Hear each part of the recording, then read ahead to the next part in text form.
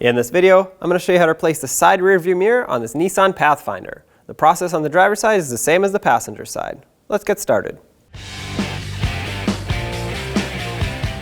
Let's start by removing this little cap on the door handle right here. Open this up and with a pocket screwdriver or a little pick, whatever you have, get into the front of it just like that, pop it open. That exposes a 10mm fastener. Let's remove that. Take that out, set it aside. Right by the grab handle, use a trim tool, preferably a plastic one, but sometimes you just can't get those in here. Pry this cap off of here, cover. This will expose 2 more 10mm fasteners. Let's get both of those out.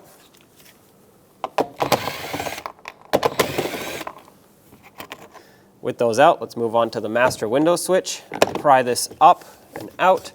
This will expose all the electrical connectors that we have to unplug to get this out of here. The lock for this one's on the back side. Wiggle it out of place.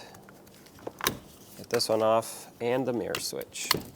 All right, now let's remove the door panel. You can grab it from the inner part here, pull away.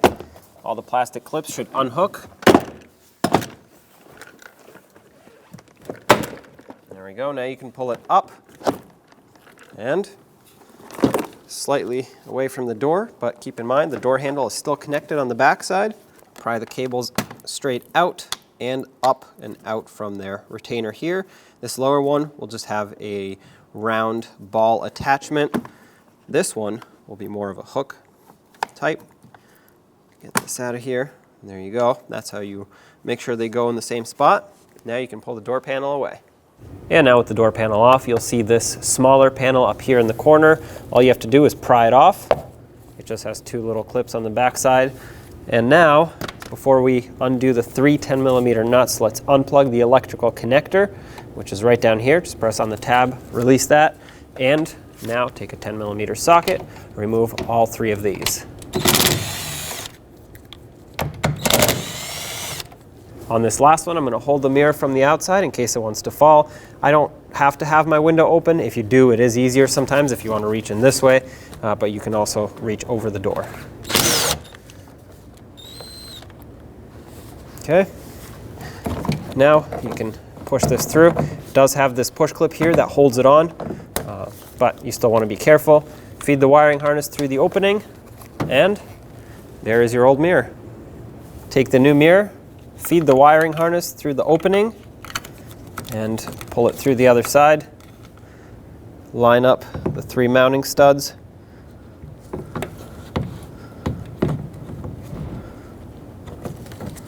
There we go. And have a mounting nut ready to secure this on here. Once you start it, you can now install the other 2 mounting nuts. Make sure they're not cross-threading.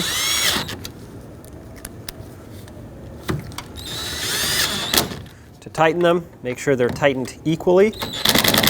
You'll notice that as you make these snug, the mirror squishes up against the door.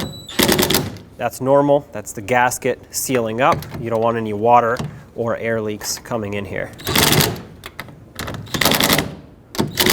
Be very gentle if you're using a power tool. These will break easily. Just a couple taps and that should be good. Now take the electrical connector, plug this back in. Grab your sail panel, and this wire's just a little bit longer, so I'm going to tuck it down here. Line this up. Make sure that's secured. Now let's get the door panel back on. The top cable has the hook style connector. Lock that in, slide it over, and secure the plastic part of the cable. And the bottom just had the regular round ball. Slide that over too and lock it in. As you bring the door panel closer, make sure you don't pinch these wires behind. So try to fish them out. There should be 3 of them. There we go, there's the 3rd one. Now, you should be able to lift the door panel up and over this inner window seal. Kind of hook it up and over. If it doesn't line up, don't force it. That's it right there. And now, as long as all the clips line up around it, tap it in place.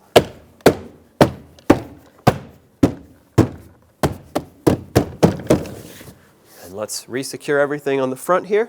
Let's reconnect the window switch. There are 3 connectors on this one. Make sure they all click. And then flip it over. You'll see that the front has a larger tab that has to hook in first. So go down and then clip the back on. And now let's put in these 2 screws. This time I'm using a screwdriver because it has a Phillips head cutout and I have a magnetic screwdriver. Since it doesn't grab very well though, I'm just going to use this to start them. And I'll snug them up with my 10mm socket. And don't forget to hide them with this little cover. Snap that in. One last fastener here at the top, also a 10mm in size. Snug that up and cover this one up also with this cap. It has 2 hooks on the back, so those have to line up first. Once you hook those on, press it onto the front. This cap will not come attached to the mirror because it is meant to be painted if you wanted to do so.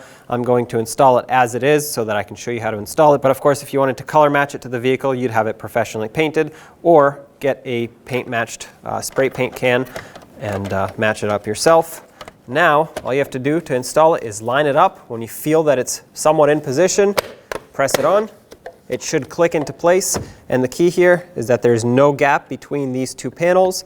All the way around, there isn't, so I know that it's properly seated. If there is a gap, most likely some of the clips did not lock in and it could fall off on the road, so you want to make sure that it's properly secured and doesn't move. There you have it. When only the best will do, demand TRQ. The only company that lets you view before you do. TRQ is committed to offering the highest quality aftermarket auto parts that are engineered for peace of mind. Thanks for using and viewing with TRQ.